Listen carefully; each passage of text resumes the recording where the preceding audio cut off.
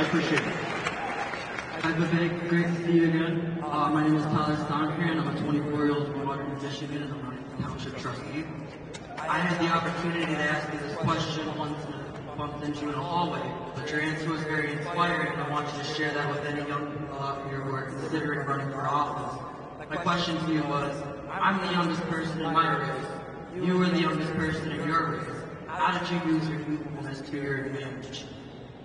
Well, look, I used it. I don't remember what we said in the hallway necessarily, but I'll tell you what I believe off the bat right now is our founding fathers were people whose best days in life were still ahead of them, actually. Thomas Jefferson was 33 when he wrote the Declaration of Independence. That's 5 years younger than me. If I could run for president at the age of 38, imagine Thomas Jefferson starting an entire nation at the age of 33.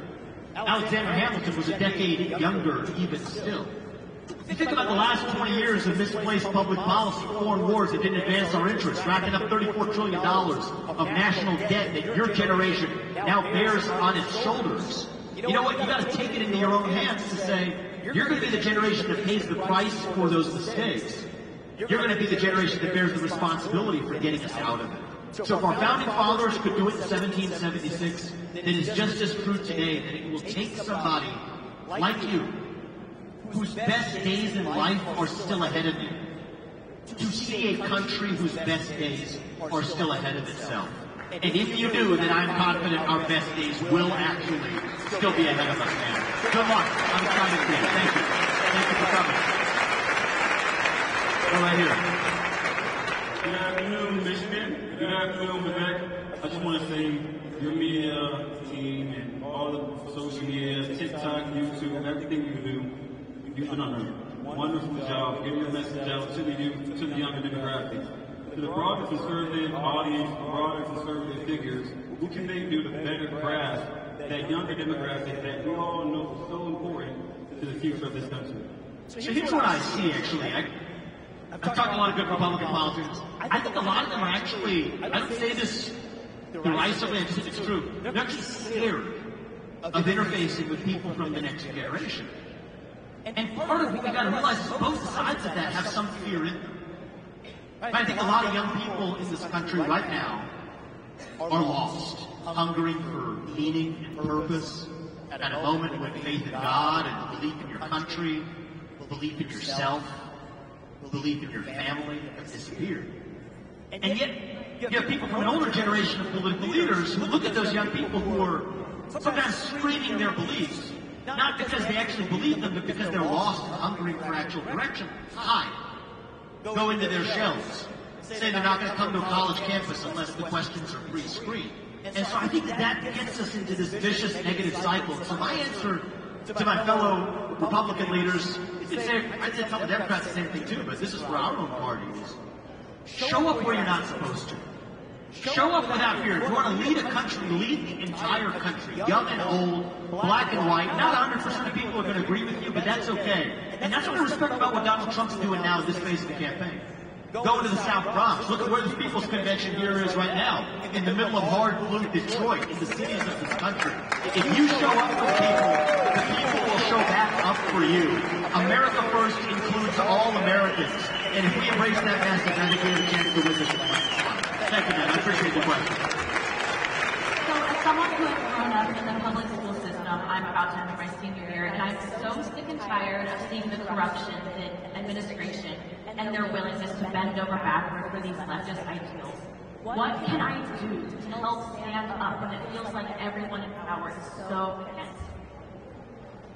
Well, look, I think that a lot of the people elected to Congress, let's start with the rules of the road here. We have lost our sense of citizenship in this country. Right? We don't pledge allegiance to our own country anymore, not really. And that's why I stand by a position I adopted last year. I think every high school senior should be able to pass, and should have to pass, the same civics test that every immigrant has to pass to become a voting citizen in this country. To the United States of America, in order to become a full citizen of this country. Now, if you're in public office, I don't think that in any office, but certainly in public office leading this country, you can't have conflicting loyalties. You can't have a loyalty to your pocketbook while you're actually governing this country. And the trading of individual stocks for the bureaucracy and for Congress. lobby for 10 years or more after you've left the government. You shouldn't be able to lobby that government. That's the source of the corruption. But here's my view, and I don't think we should have dual citizenship for people who are serving in public office either. That's also something to touch the issue, but I believe in it. But I think what you're going to see is if we see our public officials demonstrate greater loyalty to our own citizens, then our citizens will actually start pledging loyalty and allegiance to our nation once again.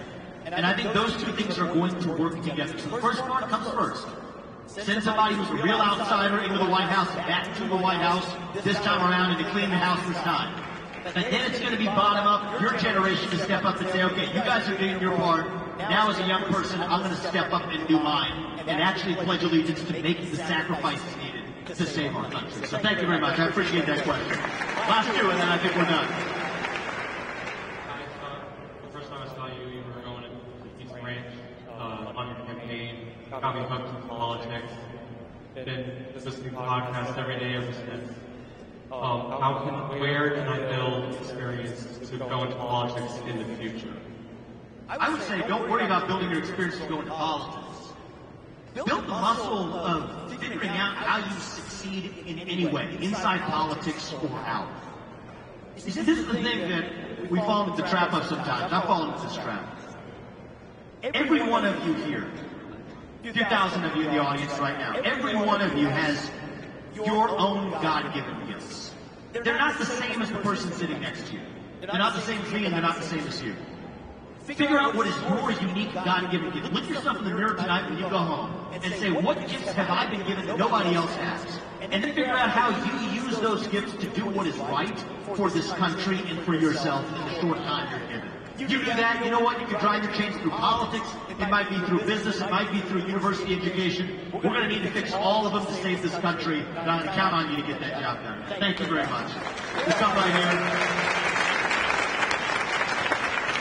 Welcome to Detroit. I'm a Metro Detroit homegirl. I work for one of the big three with the UAW, and I would really like to take this opportunity to explain to my union brothers and sisters how illegal immigration hurts our industry, hurts our jobs, and why they should turn to the Republican Party instead of staying with the Democrats as the UAW tells us to. Sure, the real people we need to be picketing are the people in charge of the current federal government that has given us the flailing economy that leaves every one of those union members holding the bag. So here's my message is, it's not to the union leadership, but to the union membership of this country.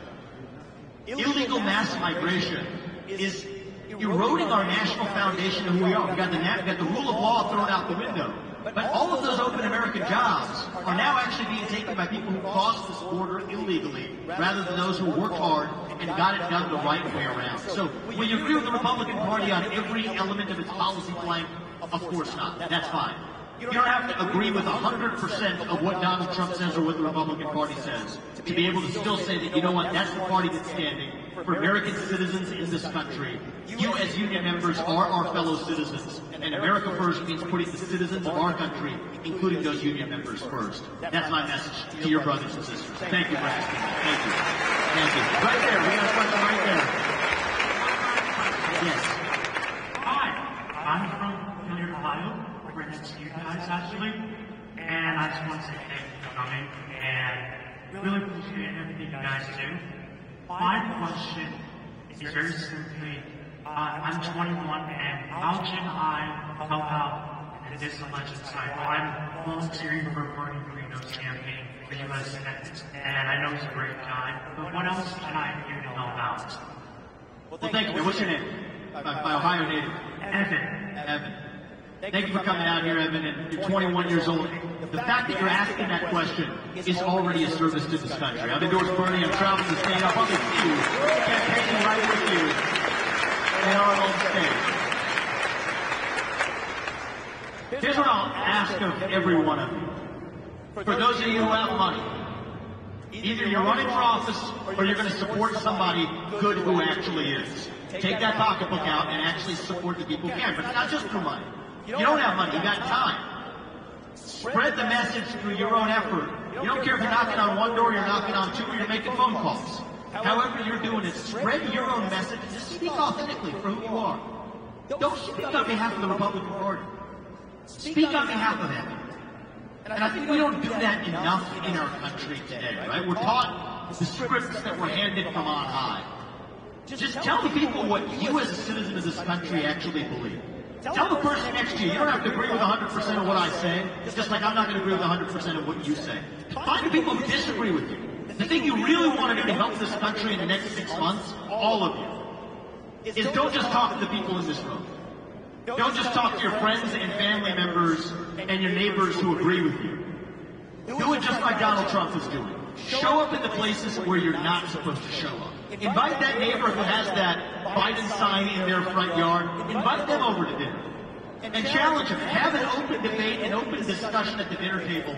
Emerge as a friend on the other side, but convince them and bring them along. That's what it's going to be required. It's one less vote for the other side, one more vote for ours. And if we start actually talking to the people who we're supposed to disagree with, what we might just discover is that we didn't actually disagree as much as we thought in the first place. That's how we're going to get this country back. That's how we're going to restore respect for every one of our citizens, regardless of their age or their skin color, or even whether they voted Democrat or Republican in the last election cycle. The question in this race, and I'll end with this, is, are we actually one country or not?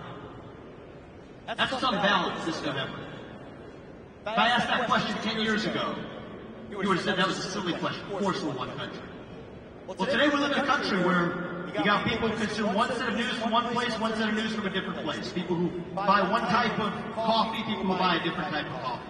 The question right now for the country is, are we actually still one nation as the United States of America or not?